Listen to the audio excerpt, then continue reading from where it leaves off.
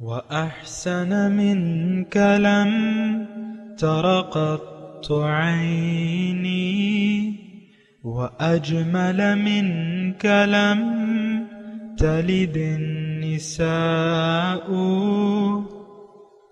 خلقت مبرأ من كل عيب خلقت مبرأ من كل عيب كأنك قد خلقت كما تشاء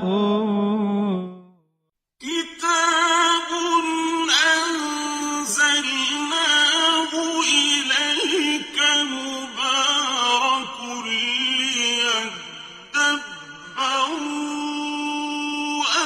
آياته وليتذكر أولو الألباب. یہ کتاب برکت والی ہے جسے ہم نے آپ کی طرف نازل فرمایا ہے تاکہ دانش مند لوگ اس کی آیتوں میں غور و فکر کریں اور نصیحت حاصل کریں. اللہم صلی علی سیدنا محمد وعلی آل سیدنا محمد بعدد کل ذرۃ مئۃ الف الف مرۃ. سامعین و ناظرین کرام، السلام علیکم ورحمۃ اللہ وبرکاتہ. سامعین کرام، سورہ فرقان آیت نمبر 43 حصہ 2. آج کے درس کا موضوع، کیا ہم اپنے رب کی بندگی کے مقصد سے آگاہ ہیں؟ اس کے ساتھ سامعین کرام آج کا سبق شروع کرتے ہیں. سب سے پہلے گزشتہ سبق کا آموختہ ہوگا. أرأيت من اتخذ إلهه هواه أفأنت تكون عليه وكيلا. کیا آپ نے اس شخص کو دیکھا ہے جس نے اپنی خواہش نفس کو اپنا معبود بنا لیا ہے؟ تو کیا آپ اس پر نگہبان بنیں گے؟ أم تحسب أن أكثرهم يسمعون أو يعقلون إن هم إلا كالأنعام بل هم أضل سبيلا. کیا آپ یہ خیال کرتے ہیں کہ ان میں سے اکثر لوگ سنتے یا سمجھتے ہیں؟ نہیں، وہ تو چوپایوں کی مانند ہو چکے ہیں بلکہ ان سے بھی بدتر گمراہ ہیں. سامعین کرام، سورہ فرقان آیت نمبر 43 ہے. ارائیتا، کیا دیکھا ہے تم نے اس شخص کو، من اتخذ الہہ ہواہ، جس نے اپنی معبود بنا لیا ہے اپنی خواہشات کو. افانت تکون علیہ وکیلا، کیا آپ ان پہ نگہبان ہیں؟ ام تحسب، یا تمہارا خیال ہے، ان اکثرہم یسمعون او یعقلون، کہ یہ لوگ جو ہیں یا تو سنتے ہیں یا عقل سے کام لیتے ہیں؟ ایسا نہیں ہے. انہم الا کالانعام، ان کی مثال چارپایوں کی طرح ہے. بل ہم اضل سبیلا، بلکہ یہ ان سے زیادہ گمراہ ہے. سامعین کرام، الہ کی بات ہو رہی تھی اور بہت اہم بات ہے. اس کو اگر ہم نوٹ کر لیں کہ الہ، نمبر 1 الہ کا معنی پہچان لیں، یہ بہت ضروری بات ہے. الہ کا یا رب کا معنی پہچان لیں اور پھر اپنے لیے اس کی ضرورت محسوس کریں کہ اللہ کو الہ واحد یا رب واحد تسلیم کرنے کی ضرورت محسوس کریں. آج اس پہ ہم تھوڑی سی بات کریں گے کہ اصل میں ضرورت کیا ہے، کہ اللہ کو ہم الہ واحد تسلیم کر لیں یا اپنا رب واحد بنا لیں یا اسی کے سامنے سر جھکا دیں یا اسی کی بات سنیں اور اسی کی بات مانیں اور اس کے مقابلے میں کسی کی بات نہ مانیں. اس کی ضرورت کیا ہے؟ اصل میں بات یہ ہے کہ ایک کام اس وقت تک نہیں کرتا جب تک وہ اس کی ضرورت نہ محسوس کرے. ایک عام یعنی انسانی وہ ہے کہ بلکہ ہر یہ جو بھی ہیں یعنی فطرت کے خلاف کوئی کام نہیں کرتا. تو دیگر تمام تو اپنی فطرت پہ مجبور ہیں، دیگر جو مخلوقات ہیں، لیکن انسان کو اللہ تعالیٰ نے اختیار دیا ہوا ہے اور فطرت پہ مجبور نہیں کیا، لیکن یہ اس کا ایک نفسانی جو فطرت ہے اس کا تقاضا یہ ہے کہ بنا کسی ضرورت کے یہ کام نہیں کرتا، وہ چاہے اچھا ہو یا برا، یہ تو ایک الگ بات ہے، وہ گناہ کا ہو یا ثواب کا ہو، لیکن بنا ضرورت محسوس کیے یہ کام نہیں کرتا۔ مثال کے طور پہ جو لوگ نشہ کرتے ہیں، شراب پیتے ہیں، جو لوگ چوری کرتے ہیں، ڈاکہ ڈالتے ہیں، یا جتنے بھی برے کام لوگ کر رہے ہیں، اس کا مطلب یہ ہے کہ یہ اس کی ضرورت محسوس کر رہے ہیں۔ ضرورت کو محسوس کرتے ہوئے، اور یا تو وہ نفسانی تقاضا ہو سکتا ہے، مثال کے طور پہ ایک آدمی زانی ہے تو وہ اس کی ضرورت محسوس کرتا ہے، اور اس ضرورت کے مقابلے میں اللہ تعالیٰ کے احکامات کا پاس نہیں کرتا، تبھی تو وہ ایسا کام کر رہا ہے، مثال کے طور پہ عرض کروں۔ تو یہ ایک انسانی فطرت ہے کہ یہ بنا ضرورت کے کام نہیں کرتی۔ تو اس لیے میں کہہ رہا ہوں سامعین کرام کہ اللہ تعالیٰ کو ہم رب کیوں بنائیں، کیوں صرف اس کی بندگی کریں، کیوں صرف اس کے سامنے ہم سر جھکا دیں، کیوں صرف اسی کو اپنا معبود واحد تسلیم کر لیں، اس کی ضرورت کیا ہے؟ اصل میں اس ضرورت کا تعلق ہمارے جسم سے نہیں ہے۔ دیکھیں، جسمانی ضروریات کے لیے ہم جسمانی ہماری جو بھی ضروریات ہیں نا، اس کو ہم محسوس کرتے ہیں، اور پھر اس کو پورا کرنے کے لیے اپنے ذرائع کام میں لاتے ہیں، یا اس کے لیے پھر کوشش کرتے ہیں۔ مثال کے طور پہ پیسہ کماتے ہیں ہم، تو اس کی ہم ضرورت محسوس کرتے ہیں کہ بھئی یہ ہماری ایک جسمانی ضرورت ہے کہ اگر پیسہ نہیں کمائیں گے تو خود کیا کھائیں گے، بچوں کو کیا کھلائیں گے، گھر کیسے بنائیں گے، جو بھی ہے۔ تو آپ ضرورت محسوس کرتے ہیں کہ اس لیے پیسے کی آپ کو طلب ہوتی ہے۔ یا آپ شادی کرتے ہیں، مثال کے طور پہ شادی یعنی ایک جسمانی ضرورت ہے، اور اللہ تعالیٰ نے اس کا ایک نظام بنایا ہے، آپ جسمانی طور پہ اس کی ضرورت محسوس کرتے ہیں۔ تو پھر شادی ایک رواج ہے، ہونا چاہیے، میں یہ نہیں کہہ رہا، لیکن آپ یہ جسمانی ضروریات ہیں ہماری۔ آپ ظاہری تعلیم حاصل کرتے ہیں، آج کل کتنے یعنی والدین ہیں اپنے بچوں کو ظاہر ہے کہ ایک فرض اولین سمجھ لیا ہے کہ آپ بچوں کو اچھی تعلیم، اچھی اسکولنگ کریں، یہ ایک جسمانی ضروریت ہے۔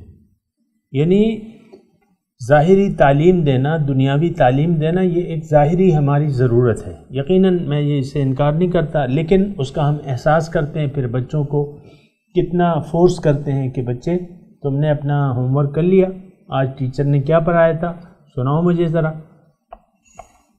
بعض اوقات بچے یعنی بچپن میں آپ والدین سے بھی مار کھا لیتے ہیں، ایک بچہ دلچسپی نہیں لے رہا یا پڑھنے میں وہ نہیں کر رہا تو ماں تھپڑ مار دیتی ہے، بعض وقت یعنی ہلکا سا تھپڑ مار دیتی ہے۔ یعنی یہ وہ والدین کو بھی ضرورت ہے، یعنی اس کا احساس ہے کہ یہ تعلیم تو اس کی ضرورت ہے، میں اپنے بچے پہ مہربان ہوں، لیکن یہ اگر تعلیم نہیں کرے گا اور اس پہ میں فورس نہیں کروں گی تو کل یہ کیا کرے گا۔ اسی طرح ٹیچرز جو ہیں وہ بعض وقت فورس کرتے ہیں۔ تو یہ جسمانی ضروریات ہیں۔ آپ ذرا توجہ سے میری بات سنیں، انسان اپنی جسمانی ضروریات پورا کرنے کے لیے اپنی پوری کوشش کرتا ہے۔ یا مثال کے طور پہ سیکس کا معاملہ ہے، یہ ایک جسمانی ضرورت ہے، اللہ تعالیٰ نے یہ ایک یعنی ضرورت رکھ دی ہے انسان میں، یعنی یہ قوت رکھ دی ہے سیکس کی۔ تو پھر آپ دیکھیں لوگ اس کے لیے کتنے پاگل ہوئے جا رہے ہیں اپنے سیکس کی ضروریات پورا کرنے کے لیے۔ آج کل تو آپ دیکھیں جو مغربی دنیا ہے تو آپ دیکھیں وہاں سیکس کا تو بس 18 سال کے آپ ہو گئے، آپ آزاد ہیں، لڑکا لڑکی آپس میں مل سکتے ہیں، قربت کر سکتے ہیں، اور کیونکہ وہ ان کی یہ قانونی ان کا حق ہے، یعنی قانونی طور پہ کہ آپ کسی سے بھی اپنے تعلقات، جنسی تعلقات قائم کر سکتے ہیں۔ اس میں وہ لوگ بہت سے اس میں مسلمان ہیں جو ہمارے بچے باہر پڑھ رہے ہیں، ان کی لڑکیاں جو ہیں وہ گرل فرینڈ ہیں مسلمان بچوں کی۔ خیر، وہ میں ویسے ایک بات کہہ رہا ہوں کہ انسان اپنی جسمانی ضروریات کا خیال رکھتا ہے، اور پھر وہ اس میں انتہا تک چلا جاتا ہے. مثال کے طور پہ مال کی محبت ہے، یا اس کو حاصل کرنے کے لیے آپ حرام کمانے کو بھی یعنی حرام ذرائع سے مال آپ کماتے ہیں، کمانا چاہتے ہیں کہ آپ حرام طریقے سے آپ کو مل جائے. آج کل تو یہ مثالیں عام ہیں. مثال کے طور پہ عرض کر رہا ہوں تو آپ رشوت اور کرپشن یہ دونوں چیزوں کے نام سنتے ہوں گے. سرکاری محکمے میں جائیں تو فائل کو آپ کی جب تک پہیے نہیں لگتے آپ کا کام نہیں ہوتا. اور جو سرکاری عہدیداران ہیں جس ڈپارٹمنٹ کی بھی ہے تو وہ اپنے اس کو یعنی اپنے اختیارات کو استعمال کر کے عوام کے مال کی دولت پہ ڈاکہ ڈالتے ہیں. جتنا بھی جس کا بھی جو بھی بس چلے وہ پیسے کو حرام طریقے سے حاصل کرنے میں خوشی محسوس کرتے ہیں. اللہ کا کیا حکم ہے اس کی ہمیں کوئی پرواہ نہیں ہے، رسول کی کیا ہدایات ہیں ہمیں مال کی کوئی پرواہ نہیں ہے.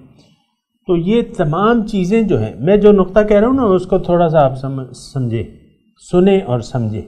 یسمعون او یعقلون، میں یہ کہہ رہا ہوں کہ انسان اپنی ضروریات کو پورا کرنے کے لیے ہر کسی بھی حد تک جاتا ہے اور وہ کام نہیں کرتا جو اس کی ضرورت نہیں ہے.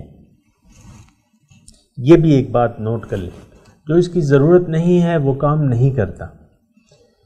مثال کے طور پہ آپ کا کھانا انسان کی ایک جسمانی ضرورت ہے، لیکن آپ نے کھانا کھا لیا ہے. ایک جگہ دوپہر کا کھانا آپ نے کھا لیا ہے، پھر آپ کے سامنے ایک اور دسترخوان کہیں سے پیش آ جاتا ہے، اس میں اس سے زیادہ بہتر چیزیں ہیں.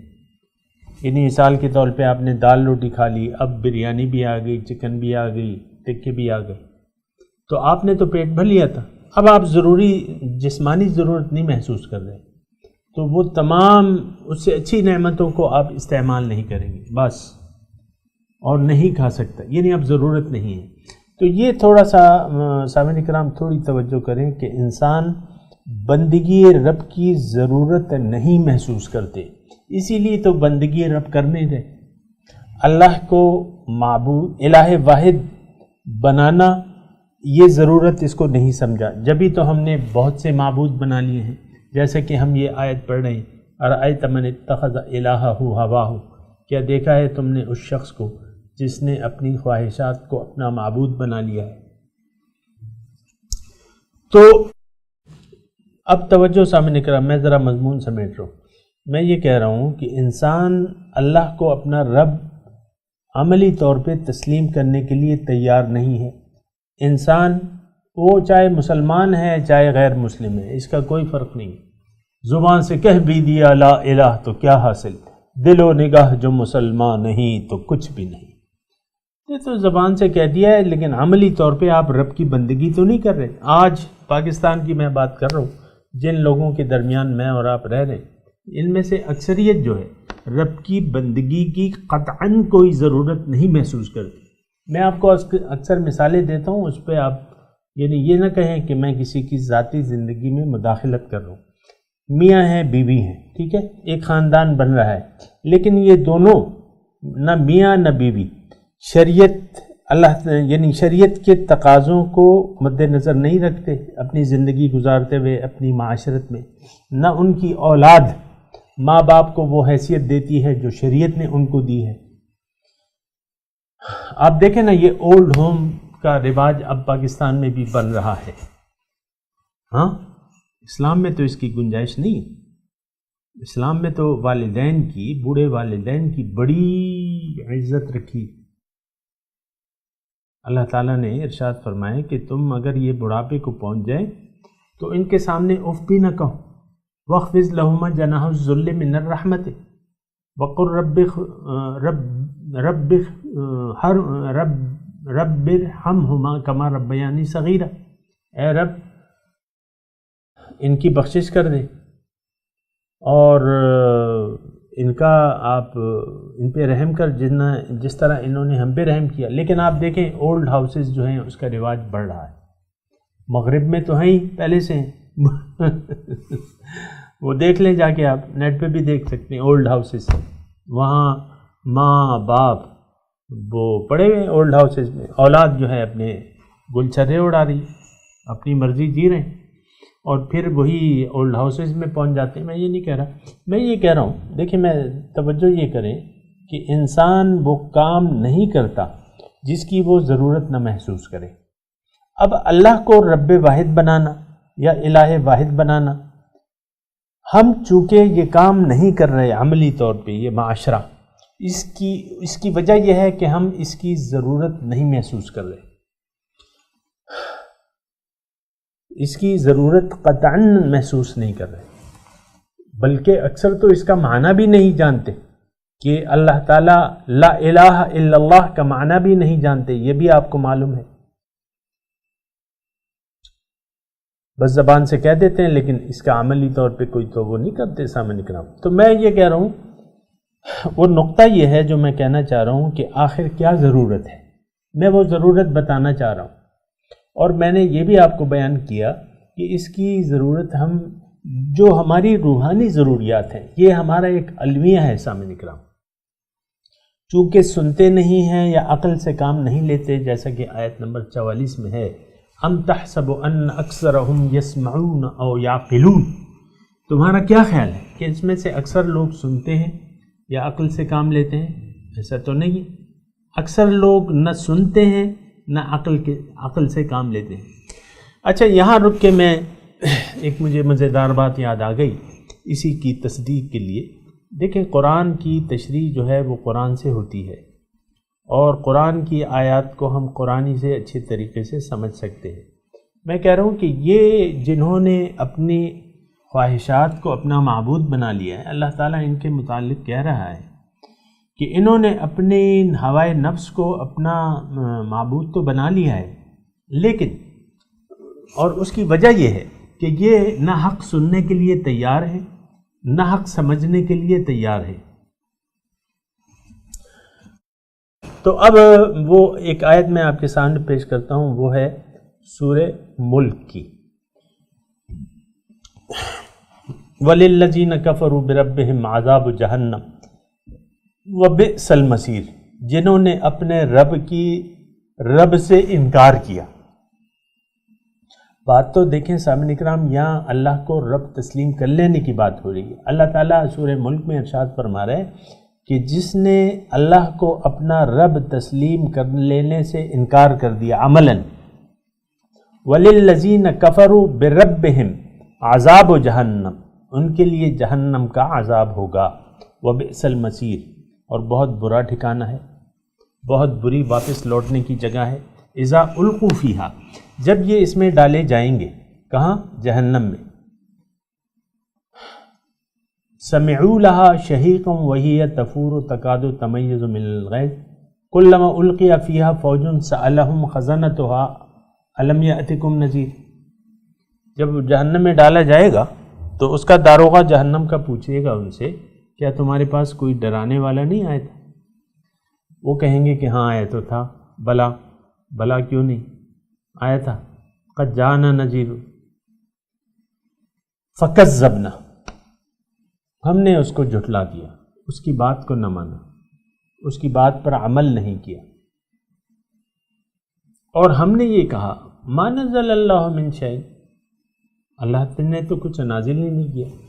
آج سامعین کرام وہ وقت ہے کہ اس آیت کی عملی تفسیر جو ہے آپ اس معاشرے پہ منطبق کر سکتے ہیں، یعنی یہ معاشرہ جس میں اور آپ رہ رہے ہیں، یہ کہہ رہا ہے اپنے عمل سے، یعنی زبان حال سے، ما نزل اللہ من شیء، اللہ نے تو کچھ نازل ہی نہیں کیا، یہ معاشرہ یہ کہہ رہا ہے۔ اچھا، اب اس کے بعد وہ یہ کہیں گے وَقَالُوا لَوْ كُنَّا نَسْمَعُ أَوْ نَعْقِلُ، یہ وہ نقطہ ہے جس کے لیے میں نے آیت پیش کی آپ کے سامنے۔ وہ دوزخی یہ کہیں گے جنت کے داروغہ سے کہ اگر ہم کسی کی بات سن لیتے، نسمع او نعقل، یہاں کیا ہے؟ ام تحسب ان اکثرهم یسمعون او یعقلون، کیا تمہارا خیال ہے کہ ان میں سے اکثر لوگ سنتے ہیں یا سمجھتے ہیں؟ اب یہی ایک بات جو ہے، یہی ایک کمزوری جو آج ہم میں موجود ہے، دوزخی لوگ وہاں اقرار کریں گے اور ایک افسوس کریں گے، لو کننا نسمع او نعقل، کاش کہ ہم کسی کی بات سن لیتے یا عقل سے کام لیتے. ما کننا فی اصحاب السعیر، آج ہم دوزخ والوں میں سے نہ ہوتے. یعنی دیکھیں سامعین اکرام، یہاں بھی اللہ تعالیٰ فرما رہے ہیں کہ یہ لوگ نہ سنتے ہیں کسی کی بات اور نہ حق سنتے ہیں، نہ اس کو سمجھنے کی کوشش کرتے ہیں. تو یہی ایک صفت اگر ہم اپنے آپ میں پیدا کر لیں کہ ہم کسی کی بات سننے، حق کو سننے کے لیے تیار ہو جائیں یا اس کو سمجھنے کے لیے تیار ہو جائیں. اور یہ سامعین اکرام میں کہتا ہوں آپ کو کہ یہ ہم نے جو محفل سجائی ہوئی ہے یا ایک سلسلہ ہم نے شروع کیا ہے، تو اس کا مقصد کیا ہے؟ اس کا مقصد سنانا ہے حق، اور آپ کا کام اس کو سمجھنا ہے. اگر آپ روایتی طور پہ یہ درس سن رہے ہیں تو براہ کرم بند کر دیں اس کو، کیونکہ آپ سمجھنا ہی نہیں چاہتے. تو پھر اس کو بند کر دیں، کوئی اور کام ڈھونڈ لیں اپنے لیے، اس کو پھر نہ سنیں. لیکن اگر آپ سمجھنا چاہتے ہیں اور سننا چاہتے ہیں تو پھر کان لگا کے سنیں، توجہ سے سنیں. بہرحال دوزخی سورہ ملک میں کی جو میں نے آیت آپ کو سنائی ہے، دوزخی لوگ جو ہیں وہ یہ افسوس کریں گے، کاش ہم کسی کی بات سن لیتے یا سمجھ لیتے، عقل سے کام لیتے.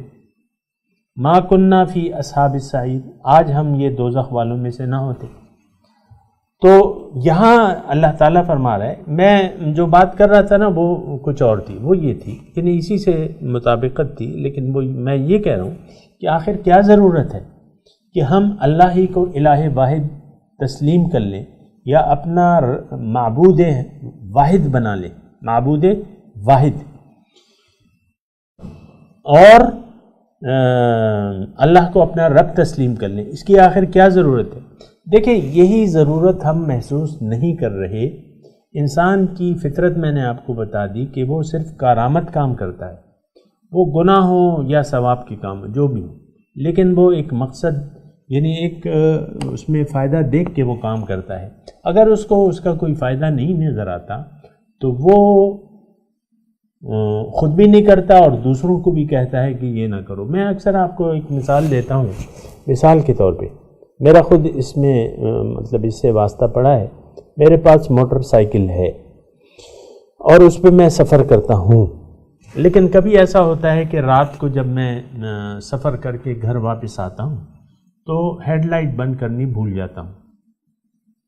ظاہر ہے رات کے وقت تو ہیڈ لائٹ کام آتی ہے، تو ہیڈ لائٹ میں بند کرنا، صبح جب میں سٹارٹ کرتا ہوں موٹر سائیکل تو ہیڈ لائٹ جلی رہتی ہے، مجھے تو نظر نہیں آتی، اوروں کو نظر آتی ہے. جب میں بازار میں جاتا ہوں تو 10 لوگ مجھے بتاتے ہیں، مجھے اشارہ کرتے ہیں کہ لائٹ بند کر دو، حالانکہ وہ دیکھیں اب یہ ایک فعل ہے لوگوں کا، عام ہو سکتا ہے آپ کو تجربہ ہوا ہو، لیکن میں اپنا تجربہ آپ کو بتا رہا ہوں کہ 10 لوگ آپ کو کہیں گے کہ بھئی لائٹ بند کر دو. اب میں نے جو لائٹ جلائی بھی ہے یا موٹر سائیکل کی بتی جلی ہوئی ہے، تو اس سے نقصان کس کا کیا ہو رہا ہے یہ دیکھنا ہے. کیوں وہ مجھے منع کر رہے؟ حالانکہ موٹر سائیکل کی جو بتی دن کو جلتی ہے وہ آنکھوں پہ ایسا اثر نہیں ڈالتی، آنکھوں کو خیرہ نہیں کرتی. اس کی چمک جو ہے، اس کی لائٹ سورج کے مقابلے میں بہت مدھم ہوتی ہے. تو ایک تو عوام کی لائٹ پہ کوئی فرق نہیں پڑ رہا، جو لوگ مجھے منع کر رہے ہیں اس کو اس لائٹ سے فرق نہیں پڑ رہا، نمبر 1. پھر اس لائٹ جو جلی ہوئی ہے، میری موٹر سائیکل کی جو بیٹری ہے اس پہ بھی کوئی فرق نہیں پڑ رہا. یہ آپ کو معلوم ہے کہ بیٹری مسلسل چارج ہوتی رہتی ہے، اور آپ جب موٹر سائیکل چلتی ہے تو بیٹری کی صحت پہ کوئی فرق نہیں پڑتا. اب دیکھیں لوگوں کی نہ نظریں خیرہ ہو رہی ہیں، نہ موٹر سائیکل پہ کوئی فرق پڑ رہا ہے، لیکن پھر بھی لوگ مجھے کہہ رہے ہیں کہ بھئی بند کرو یہ لائٹ. تو پھر اب یہ کیوں ہے؟ اب یہ وہ میرے سوال کا جواب ہے کہ انسان نہ خود بے فائدہ کام کرتا ہے، نہ اوروں کو کرتے دیکھتا ہے. اگر کوئی اور بھی فضول کام کر رہے ہیں تو وہ منع کرتا ہے اسے. اب آپ آ جائیں اصل مضمون کی طرف. رب کی بندگی نہیں ہو رہی، ہم نہیں کر پا رہے. کیوں؟ کہ اس کی ہم ضرورت محسوس نہیں کر رہے. میں صرف یہ نقطہ کہہ رہا ہوں کہ انسان وہ کام کرتا ہے جو اس کی ضرورت محسوس کرتا ہے، نہیں کرتا تو وہ نہیں کرتا. اگر ضرورت محسوس نہیں کرتا تو وہ کام نہیں کرتا، بلکہ دوسرے لوگوں کو بھی منع کرتا ہے کہ کیا ملا بنے بیٹھے ہو، کیا ملا نہیں بنا لیا ہے اپنے آپ کو. ایسے تانے ملتے ہیں نا. جو شریعت پر چل رہے ہیں، جن نے اللہ کو مقصود بنا لیا ہے، معبود بنا لیا ہے، اللہ کو اپنا رب کر، ان کو تانے سننے پڑتے ہیں کہ بھئی کن چکروں میں پڑ گئے. کیونکہ رب کی بندگی کی ضرورت عملاً یہ امت مسلمہ اس وقت محسوس نہیں کر رہی. اپنی مرضی سے زندگی گزار رہی ہے، اپنی خواہشات نفس کو اپنا معبود بنا لیا ہے اور گمراہ ہو گئے. تو یہ یعنی میں آپ کو یہ کہہ رہا ہوں، ابھی تو میرے پاس وقت کم ہے، اگلے درس میں انشاءاللہ اگلی فہرست میں آپ کو بتاؤں گا کہ اس کی ضرورت کیا ہے. رب کی بندگی کی حقیقی ضرورت کیا ہے. اگر ہمیں احساس ہو جائے، کسی سننے والے کی بات کو سن لیں اور پھر عقل اور فکر اور سمجھ سے کام لیں تو ہمیں روحانی طور پہ محسوس ہو جائے گا. اصل میں بات یہ ہے کہ یہ جسمانی اور روحانی تقاضے جو ہیں تھوڑے سے مختلف ہیں. دیکھیں، ہمارے جس طرح کے ظاہری جسم ہے اسی طرح ہمارا روحانی جسم بھی ہے. جس طرح ہماری ظاہری کان ہے اس طرح ہمارے روح کے بھی کان ہیں. روح کا ایک مکمل وجود ہے سامعین کرام، جس کی آنکھیں ہیں، جس کا دل ہے، جس کے کان ہیں، جس کے ہاتھ ہیں، پاؤں ہیں. روحانی ٹوٹلی وجود اسی طرح ہے سامعین کرام. تو وہ اب یہ روحانی طور پہ جو ہے اب دونوں مسئلے آ جاتے ہیں. ذرا تھوڑا غور کریں کہ جسمانی ضروریات اور روحانی ضروریات.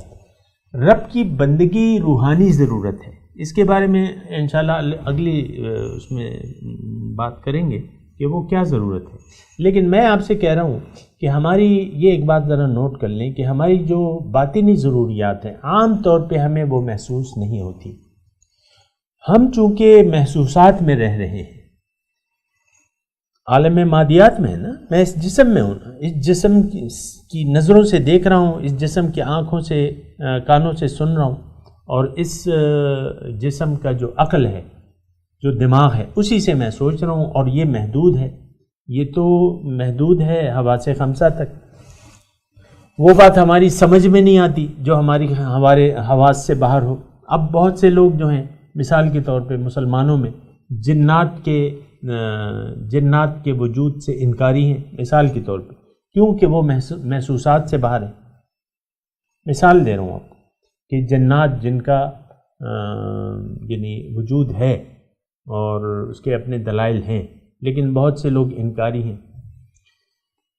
تو اسی طرح میں یہ کہہ رہا ہوں، یہ آخری لمحات ہیں اس گفتگو کے، کہ ہم ایک طرف ہماری جسمانی ضروریات ہیں، اس کو تو ہم پورا کرنے کے لیے پورے شد و مت سے کوشش کرتے ہیں. میں نے آپ کو اس کی تفصیل بتا دی. لیکن انسان حقیقت میں تو روح ہے، تو روحانی تقاضے ہم نہیں پورا کر رہے ہیں. یہاں پہ میں آپ سے اجازت چاہوں گا اور میں تلاوت کرتا ہوں، میرے ساتھ دہرائیے. اعوذ باللہ من الشیطان الرجیم، بسم اللہ الرحمن الرحیم.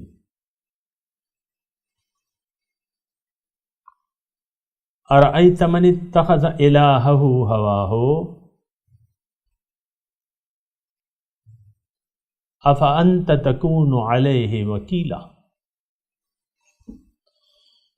ام تحسب ان اکثرهم یسمعون او یعقلون انہم الا کالانعام بل ہم اضل سبیلا.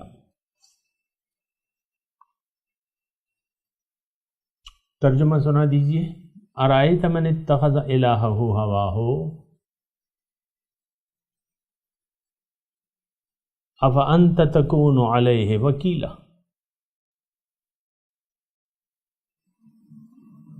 کیا دیکھا ہے تم نے اس شخص کو جس نے اپنا معبود اپنی خواہشات کو بنا لیا ہے؟ کیا آپ ان کے نگہبان ہیں؟ ام تحسب ان اکثرهم یسمعون او یعقلون. کیا گمان کرتے ہیں آپ کہ اکثر ان میں سے سنتے ہیں یا سمجھتے ہیں؟ انہم الا کالانعام بل ہم اضل سبیلا، حقیقت میں یہ لوگ، ان کی مثال جانوروں کی سی ہے، بلکہ یہ زیادہ گمراہ ہیں ان کی نسبت۔ سامعین کرام، اب ان آیات کی تلاوت اور ترجمہ۔ أَرَأَيْتَ مَنِ اتَّخَذَ إِلَٰهَهُ هَوَاهُ أَفَأَنتَ تَكُونُ عَلَيْهِ وَكِيلًا Have you seen him who chose his desire as his God? Would you be an agent for him? أَمْ تَحْسَبُ أَنَّ أَكْثَرَهُمْ يَسْمَعُونَ أَوْ يَعْقِلُونَ إِنْ هُمْ إِلَّا كَالْأَنْعَامِ بَلْ هُمْ أَضَلُّ سَبِيلًا Or do you assume that most of them hear or understand? They are just like cattle, but even more errant in their way. سامعین کرام، اس کے ساتھ ہی آج کے درس کا وقت اختتام کو پہنچا۔ اگلے درس میں انشاءاللہ ملاقات ہوگی۔ وآخر دعوانا ان الحمد للہ رب العالمین، والسلام علیکم ورحمۃ اللہ وبرکاتہ۔